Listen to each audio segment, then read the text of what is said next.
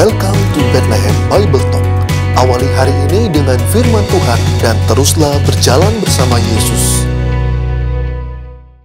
Shalom jemaat yang dikasihi oleh Tuhan. Di masa-masa kita mengingat kesengsaraan Kristus, kita akan merenungkan hari ini tentang salib dan orang Romawi.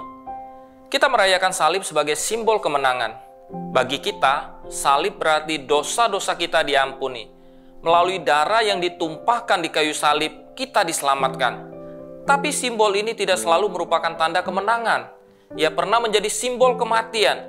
Untuk benar-benar memahami apa itu salib, kita harus melihatnya bukan sebagai orang Kristen di abad ke-21, tetapi sebagai seorang Romawi yang hidup di abad pertama. Memahami salib sangat penting, karena kita tidak akan memahami Kristus sampai kita benar-benar memahami salibnya. Simbol salib yang kita rayakan ini sangat menghinakan, sehingga para sejarawan pun jarang menggambarkannya. Alasannya bukanlah bahwa penyaliban adalah praktik yang tidak biasa, tetapi bahwa itu adalah tindakan yang mengerikan, sehingga mereka enggan memikirkan detailnya. Bahkan catatan paling rinci tentang penyaliban pada masa itu berasal dari kisah Injil, yang menggambarkan secara singkat proses tersebut. Dikatakan mereka menyalibkan dia. Sekarang ada tulisan-tulisan lain yang telah disatukan bersama dengan bukti-bukti arkeologis. Ini memberi kita pemahaman yang cukup baik tentang penyaliban. Salib bukanlah simbol kehidupan. Itu adalah simbol rasa malu. Penyaliban adalah hukuman yang diberikan orang Romawi untuk orang luar yang tidak mereka anggap sebagai manusia. Adalah tidak sah bagi orang Romawi untuk disalibkan, kecuali dalam kasus pengkhianatan tingkat tinggi.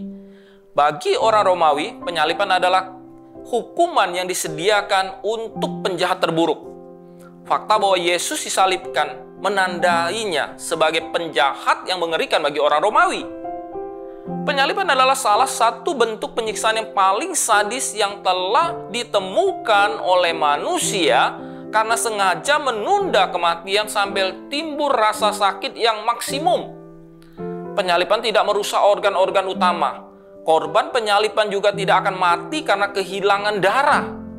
Jumlah darah yang hilang dari tangan dan kaki itu sangat sedikit. Hukuman salib ini membuat seseorang dapat bertahan hidup selama beberapa hari dengan penderitaan yang hebat. Bentuk kematian ini juga sangat memalukan. Korban ditelanjangi dan dipaku di kayu salib di tempat umum. Semua orang bisa melihat dan mengejek mereka saat lewat.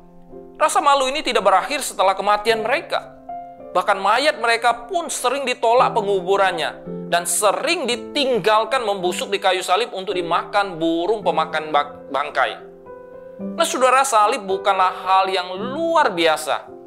Salib adalah cara yang menjijikkan, keji, dan kejam untuk mengakhiri hidup seseorang. Dan ini yang kita rayakan. Bagi orang Romawi, salib adalah alat yang sangat berguna untuk memadamkan pemberontakan. Para pemberontak yang disalibkan ini mengingatkan kepada siapa saja yang mau mengikuti jejak mereka untuk melawan Romawi. Kita merayakan salib Kristus bahkan ketika kita tidak benar-benar tahu apa yang dilakukan kepadanya. Inilah Yesus dengan sebagian besar kulit punggungnya yang terkelupas, dipukuli sampai pada titik di mana ibunya sendiri tidak akan mengenalinya. Dan semua ini terjadi sebelum sampai ke penyaliban. Kemudian Yesus memikul kayu seberat 56 kg yang diikat di atas bahunya untuk menyusuri Via Dolorosa sampai ke tempat tengkorak yang disebut Golgota, tempat di mana ia dipakukan ke salib.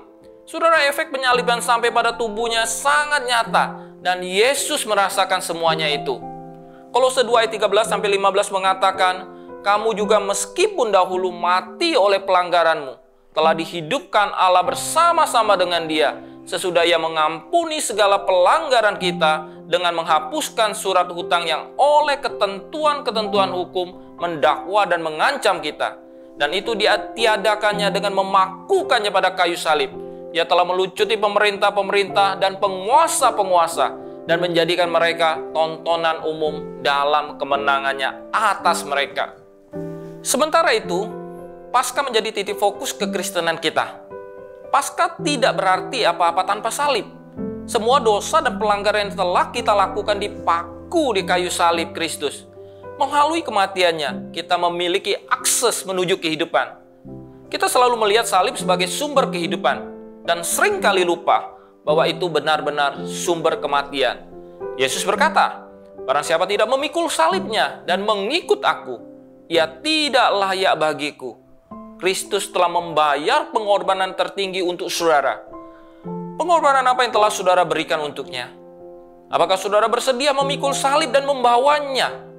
Membawa rasa malu yang akan ditimbulkannya, penganiayaan yang akan datang darinya. Maukah saudara memikul salib? Bahkan jika itu berarti menolak semua hal di dunia dan diejek oleh semua orang di dalamnya. Kiranya Tuhan memberkati kita. Mari kita berdoa.